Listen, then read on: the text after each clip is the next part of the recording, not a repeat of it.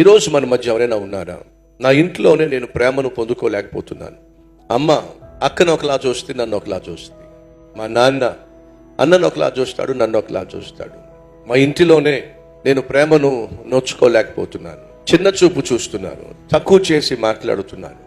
నా భర్త అందరితో బాగా మాట్లాడతాడు, కానీ నా దగ్గరకు వచ్చేసరికి ఏమిటో హేళనగా మాట్లాడతాడు.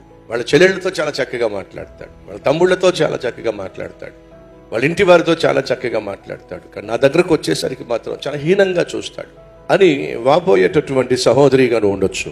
లేదా భర్తగా నువ్వు కూడా, నా భార్య అందరితో చాలా మర్యాదగా మాట్లాడుతుంది, కానీ నా దగ్గరకు వచ్చేసరికి మాత్రం అస్సలు మర్యాద లేకుండా మాట్లాడుతుంది.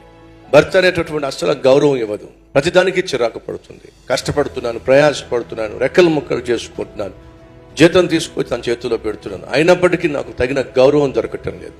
మరి కనీసం నా పిల్లలన్నా అర్థం చేసుకుంటారంటే వాళ్ళు కూడా అలాగే తయారయ్యారు. నా భార్య ఏం చెప్తే దానికి నా పిల్లలు తలకాయ ఉప్పుతున్నారు తప్ప నాన్నగా నన్ను అర్థం చేసుకోవటంలా, అసలు నన్ను పట్టించుకోవటం లేదు. ఎందుకు వచ్చిన జీవితం ఇది అనేటటువంటి బాధ మీలో కొందరికైనా ఉండే ఉంటుంది. ఎవరు నిన్ను అర్థం చేసుకున్నా అర్థం చేసుకోకపోయినా, ఎవరు నిన్ను ఆదరించినా ఆదరించకపోయినా, ఎవరు నిన్ను అంగీకరించినా అంగీకరించకపోయినా, నిన్ను అర్థం చేసుకోగలిగిన దేవుడు ఉన్నాడు, ఆదరించగలిగిన దేవుడు ఉన్నాడు. ఆయన పేరు ప్రభు అయిన యేసుక్రీస్తు.